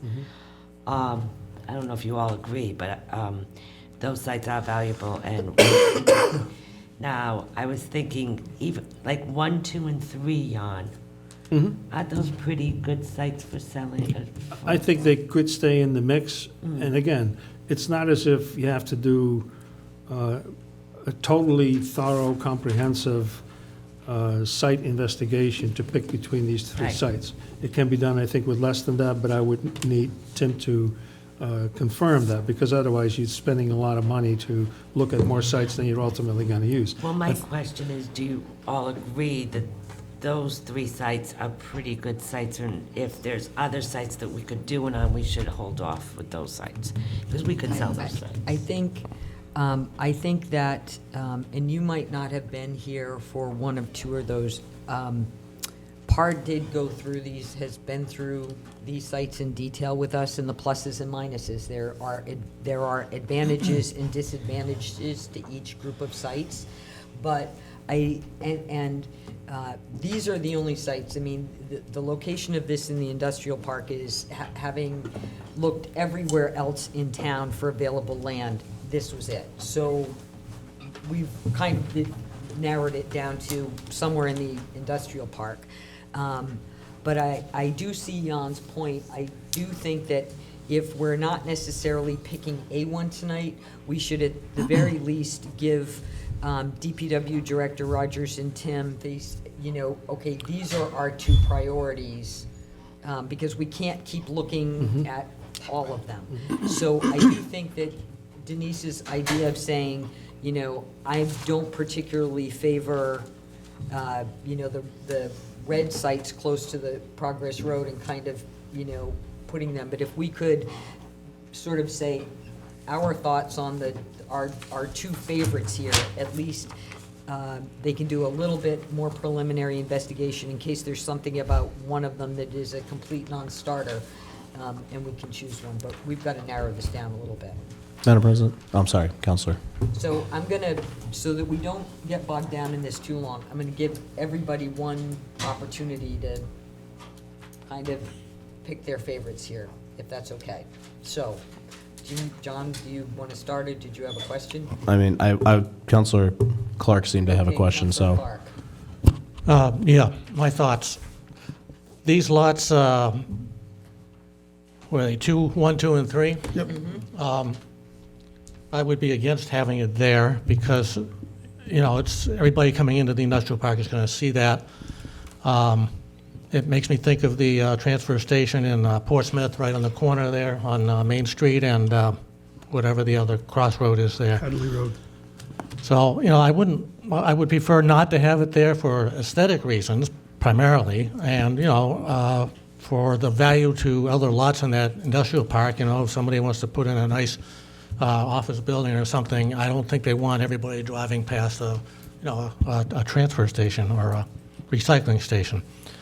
And I think that would apply to some extent to the other lots further up Progress Road, 18, 19, 20, and 27, 28, and 29, which leaves the two that are in blue, and the one that is more accessible at this point, I think, is 14, 15, 22, and 23, which I understand does require some additional road work, but it's kind of in the back there. It's not going to be seen by the traffic to the other businesses in the industrial park. So, my choice would be that one, 14, 15, 22, and 23. Can I just ask a practical question before I have to give my choice? If the lot Steve just mentioned, to get there, you'd still have to be driving up these roads, right? Yes. So you'd be going by all these places. There'd be a lot of traffic going by, and then... That's what my concern Okay, was. I just... You can come over here. Okay. Madam President? Counselor Edwards. So, as everybody knows, I like the landfill. And so I believe you were at this meeting as well, but the landfill recycling subcommittee talked extensively about the siting at our last meeting, and I know Stephen Reese is here somewhere, I think, the chair of the landfill subcommittee, but after extensive discussion on this, I thought that the recommendation from the landfill recycling subcommittee was lots 1, 2, 3, and then 4, 5, 6, 7, and look at that whole strip. And to my knowledge, it seems like we're just kind of disregarding the work and discussion that the recycling committee did, and I would think that we would want to get their recommendation first before willy-nilly picking a site on a map. Actually, actually, I'm also on the recycling committee, and I was going to add that information into the mix, that the recycling committee recommended 1, 2, 3, and 4 is their top choice. What was that reasoning for that? So, as far as the top reasoning, in part because those lots may have an advantage because there is some natural slope there that could be actually useful in terms of building a recycling center. They're not also prime lots for traditional development. They're not the kind of lots without a huge amount of blasting and site work that somebody's going to build something on. And there is a lot of natural vegetation and buffer and screening around them, so it could be done in such a way that the, recycling center is on the corner. And so that was really their recommendation. And one other key point, ultimately, we would be doing some site work on there to level things out. And in the future, if we cease operations of a recycling facility, we've essentially created a flat ground, which could then be sold. So, Yes. Counselor Perry. I was interested in 1, 2, 3, and 4, mainly because it's right there. Traffic for Longplex and some of the other developments that might go in there would probably add more traffic if we use the lots further back. And also, you were mentioning about a road on the way out, a second entrance or exit. I think it'd probably be more feasible doing it there and running it through Lot 7 out the back somewhere, or through where the DPW garage is now, back road through there. So that would be my choice, Lot 1, 2, 3, and then 4, 5, and 7 if needed. And mainly because of the traffic, too. Counselor DiMederos, are you? Well, I told you what I didn't, the ones I don't want to You don't use. want. You have, well, that's why I asked about 1, 2. I was wondering if that was a good lot for other people to develop. It's not right now. It's not. Not in its current It's form. not. It will be after we do the site work. Yeah, I would be for 1, 2, 1, 2, and 3. I don't like 15, 22, 14, and 23, but the thing is, there would be I don't know about the traffic. Plus, you'd have to do more work on that site, too, because there's no road going Well, in you'd there. have to do the road. So you'd have to do Yeah. more work, yeah. Counselor Cook? I was just wondering, value-wise, what the real estate value is of 1, 2, 3, as opposed to, I know we have to put a road in, and I heard what Steve said, but they're all worth money. And I just want to know the real estate value of these, taking them out of the mix, as opposed to 22, 23, or 24, and the same, almost the opposite, the ones over here, what the value of the land is, would be affected. I'm not certain, I don't really know real estate values, but, based on the square footage and the frontage available, my guess would be 1, 2, 3, and 4 are more valuable, just based on, there are far more square footage in those lots. Have you Yeah, have you seen the site though? I mean, there's a ton of ledge and all that stuff up there. So There's, absolutely, there's some offsetting there. yeah, I mean, ultimately, it's worth whatever anybody's willing to pay for it. And to date, nobody's willing to pay for any of this. So we've actually talked about value before in the industrial park, and the assessor actually did some work trying to update what before that an appraiser had done in terms of value of the land. There's a range of per acre values from, I think, the low 40s to the 90s, believe it or not, but the 90s is mostly in the back of the industrial park, where land becomes more flat.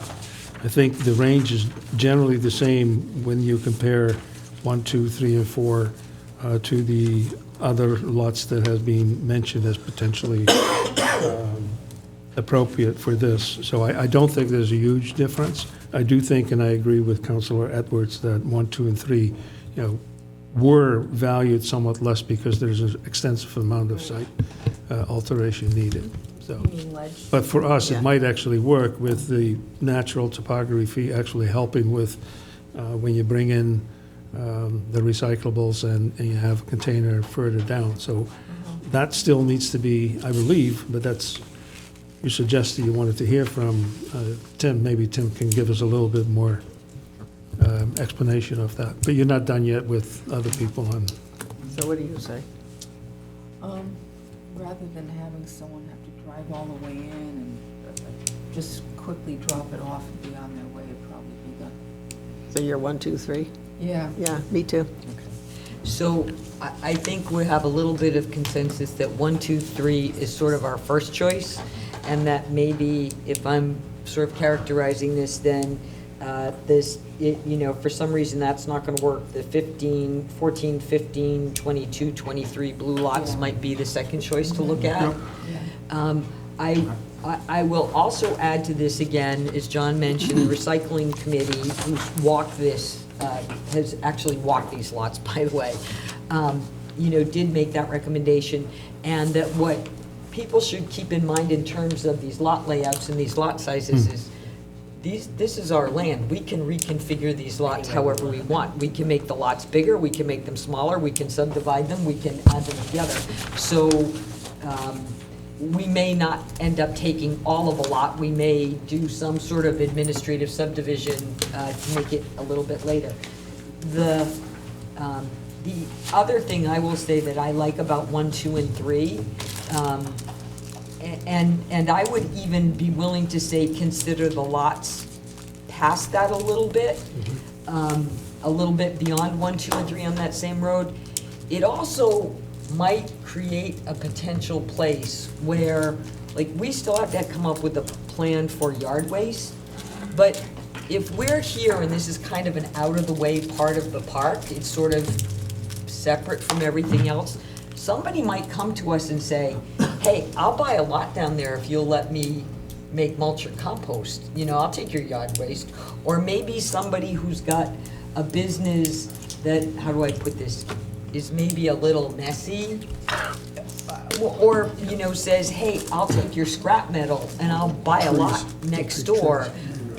We're kind of we're potentially making a place that's not in the middle of the park that somebody else might actually want to buy some of that land to have a business that could coexist with the recycling center, I guess is how I'm putting it.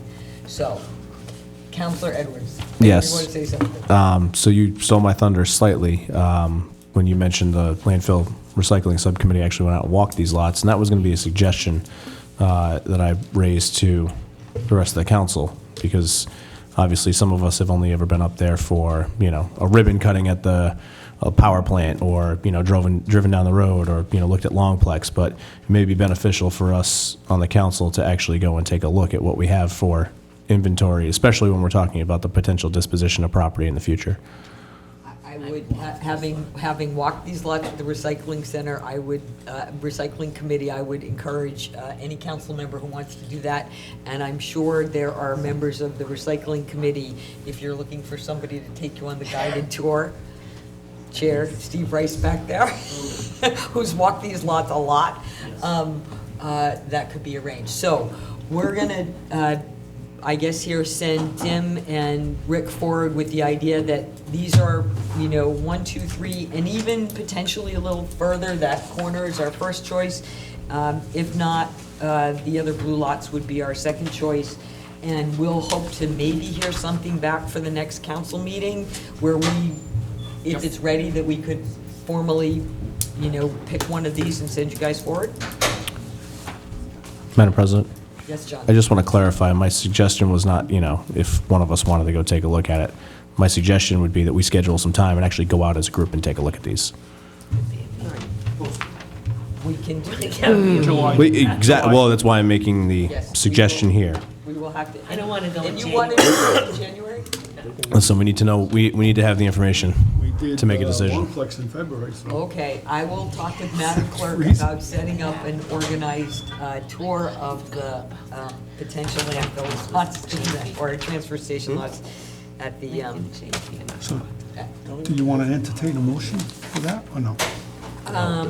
Or just let them, motion to direct them to look at? I think we'll just go with sort of a consensus. It's not on the agenda for a vote. I think we're just hoping to send them off with a consensus kind of idea, and we'll ideally be formally choosing lots soon. Tim, So, did you have a question? I just want to clarify the timeframe. So the next meeting, by the next meeting, you'd like to have a better sense on lots 1, 2, 3, and 4, and 15, 22, 14, and 23, those being first and second choice respectively. Yes.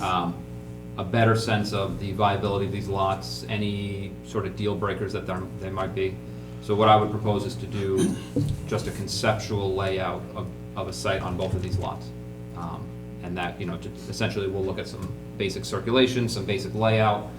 If we want to do, as somebody suggested, a two-level recycling center versus a single-level recycling center, and what the topography might allow for on these sites. And I could bring that back to the council in a couple of weeks, and you could look at that. Yep. Get it. Yep. That would be excellent, thank you, Tim. Yeah, get an idea which one it costs us more to do what we want to do. Madam President, Yes. Rick, what do you think about our choice? Do you have any opinion or any kind of comment?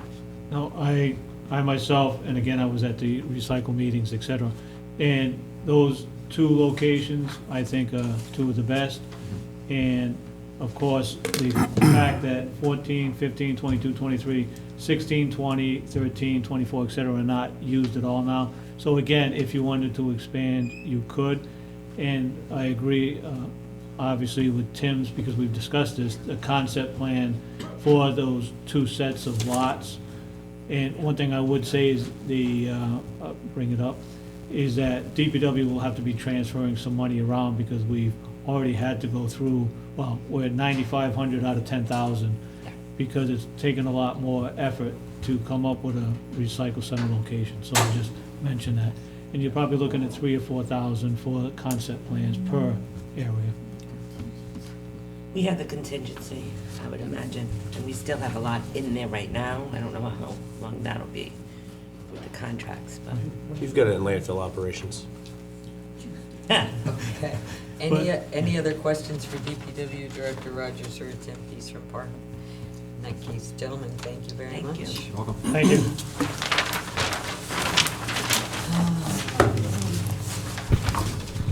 Counselor Perry, item J, reconsideration of town council votes previously approved on December 9, 2019 of Fire Chief Mallow contract amendment.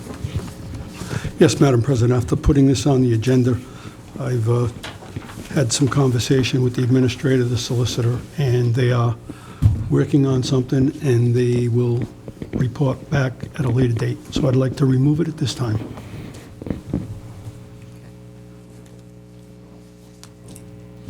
Jan, would you like to Explain. or comment or? So the chief and I sat down to talk about the comments and concerns that have been raised. And basically, I think the issues can go away if we reopen the contract and have the contract provide that the increase would not take effect until after the chief gets his EMT certification.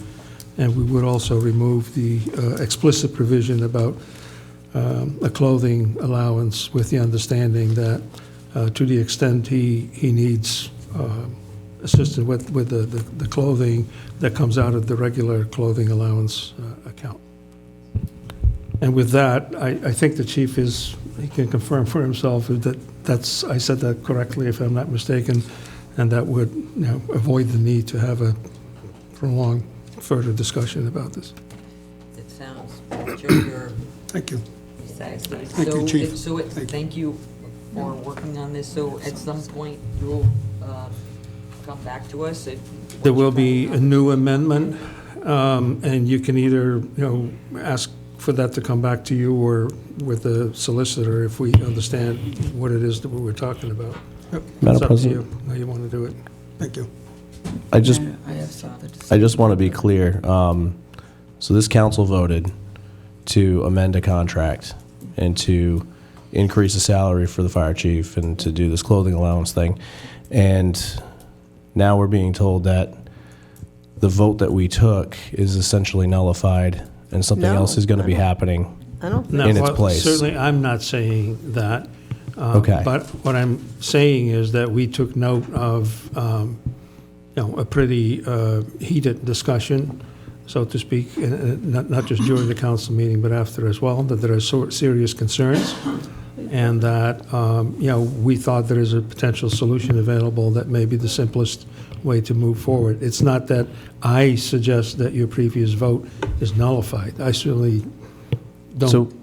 It isn't, unless the council decides that it would be good to reopen the discussion with the chief, consider another amendment instead of the amendment that was approved. I guess my question then would be for the solicitor, how does this work? Because we voted with explicit language, and now we're being told that something else is being executed in place of that language. No, nothing's being executed until both parties agree to amend the contract. So right now, the contract as voted by the council is the contract that we're now working off of. However, based upon concerns that were raised to me through the council president and through Councilor Perry, indicated that he wanted to reconsider that vote. I told him the right ramifications for that, and he can certainly move forward to reconsider that vote.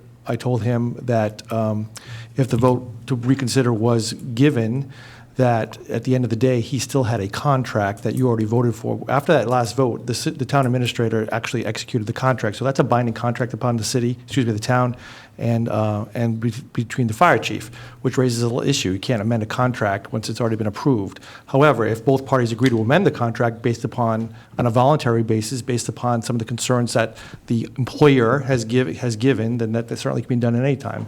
And that contract would have to come back as amended. But it's up to the parties whether or not they're going to agree to those amendments or not. But right now, rather than go up through a whole vote of reconsideration and subject the town to liability for basically reneging on a contract that they already voted for, there's a solution to this, and that's to renegotiate some of the terms, if the parties can agree. If they can't agree, I agree with you 100%. The contract that's been voted on and signed by the town administrator is the contract that's currently in place. What the heck? We amended the contract with that vote of 5-2. Was it 5-2, right? 4-2. Councilor Driggs is not present. Yeah. 4-2. I don't agree with what's going on at all. I think it's absolutely terrible. And I think it should stand, that vote should stand. I want to know what made you put in for the reconsideration. I'd like to know what your thoughts are on that. He's withdrawn You can't. But it is affecting now. No. Let me make it clear. The contract that was voted on is a contract that's in place. However, the parties voluntarily either approached each other or have voluntarily discussed some issues that were raised by this body, or more appropriately by some members of this body, regarding the terms of that contract. If the parties come to an agreement a mutual agreement as to whether or not they want to amend that contract, the parties are able to do that, just like any other contract. And if those amendments are agreed to by the parties, they will have to come back before this council for a vote on those amendments. But right now, the contract that was voted on at the last council meeting, I guess, is the contract, when I say I guess, the last council meeting, I believe it was the last council meeting, I wasn't here, is a contract that's in place. However, again, just because it's a signed contract doesn't mean that the parties can't renegotiate as we go along.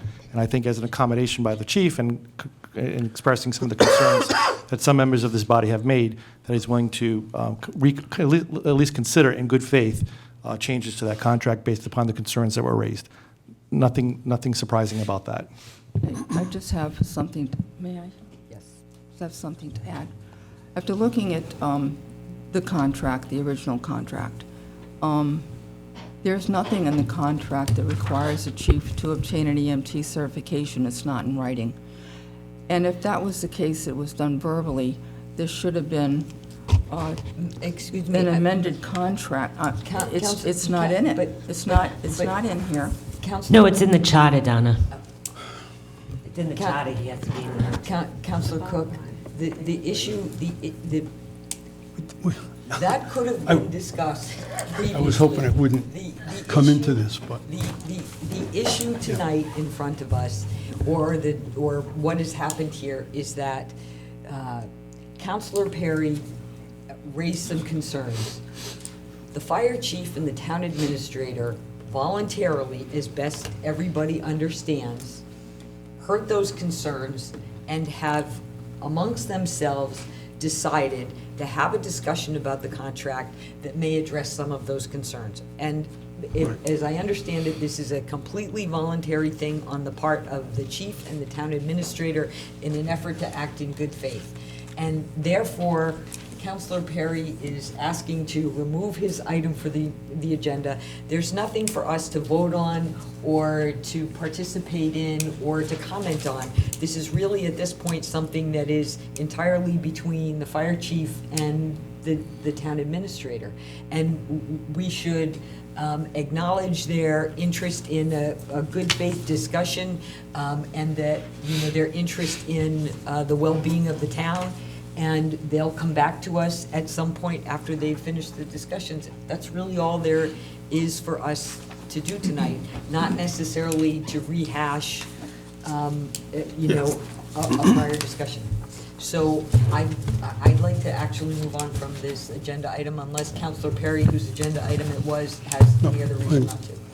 I'm all set. I just want to thank the chief and Thank you. There's nothing good administrator. faith about this. Nothing good faith at all. And here it is. The motion's been withdrawn. Yes, it has. Thank you, Chief. Thank you, Jan. Thank you, chief. Other announcements and comments. Town Administrator.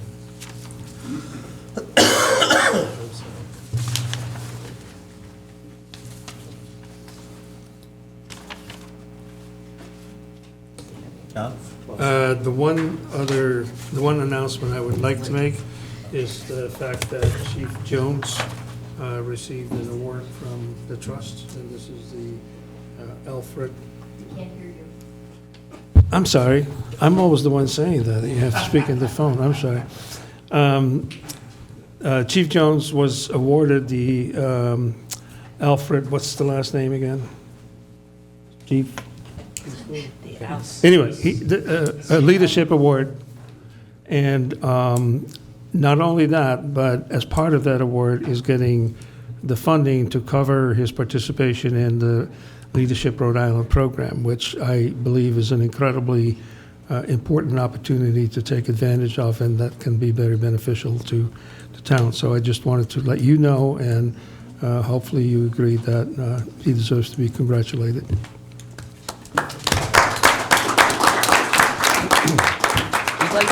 We'd like to congratulate the chief on winning the, I don't know, we'll call it the Heisman Trophy. Tell them don't applaud, just throw money. It's called. Madam Clerk, update relative to hunting and fishing licenses. Yes. I just wanted to announce for the public that this has been reviewed by the solicitor, and that we won't be offering the hunting and fishing licenses or trout stamps or deer tags as of January 1st. We were working as an agent for DEM, but you can get them right online at DEM, and most communities 2 years ago gave up doing this. So we're putting an ad, a short notice ad in these kind of times, and we've posted it here. We'll be assisting them to get through this first year. Will probably be a little rough, but after that, they'll get pretty much used to it. There are only like 3 communities still doing it, and it's just more work than we're bringing in for. Thank you. Mr. Solicitor? Thank you. I just want to publicly thank the outgoing town solicitor for his professionalism in assisting me in the transition. We did meet a number of times between Christmas and New Year's, and I'm in the process of getting some of his files from his office, and we're working on getting my appearances entered into the various cases that the town was a party to. But not surprisingly, he conducted himself well, and he's been very helpful and has made himself available to me with any questions. On that note, tomorrow I will email the town clerk so that you all have my contact information, email contact, phone numbers. So if you need to get in touch with me, you'll have a way to do that. I apologize. I thought I brought it tonight, but I forgot it at my office. But thank you, and look forward to another exciting meeting.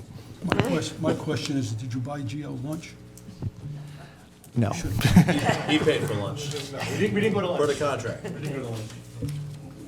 Thank you. Council announcements? Anyone? I have an ask. I'm allowed to ask it. We're supposed to get a report about the DPW accidents, and I don't have it yet. That would have fallen under me, the incident at the DPW. I do have the report, the police report, and the report to the trust, the claim report. The town solicitor as well has worked on this. right up to today because more information came in over the weekend. So we are still working on these, and as soon as everything is together, I will send out, or the administrator will send out everything we have. Any other counselors? I'd just like to note that in your packet is the form for the town administrator's performance evaluation. It says 2-year performance evaluation. I think it's supposed to say year two. Second year performance evaluation. So those are due back to the clerk so that she can compile them by February 1st. And if anyone has any comments about the form or the format and would like any changes or to amend the form, they should let the town clerk know as soon as possible. Madam President, in years past, we've received an electronic version of this. Would the clerk be amenable to sending out one as well? That way we can complete and send back digitally. Sure. Thank you. So that's it, but February 1st due date back to the town clerk. That's it, other than we now have executive session. Do I have a motion? You can get it. Madam President, I'd like to make a motion to go into closed executive session, Town Administrator 42465A2, collective bargaining, Teamsters, and AFSCME. Do you want me to do 1 and 2 attached to that too? You can do both. Okay. Proposed 3-year contract with AFSCME, July 1, 2019 to June 30, 2022, and proposed 3-year contract with Teamsters, July 1, 2019 to June 30, 2022. Second, yes. Yes. Yes. Yes. Yes? Yes.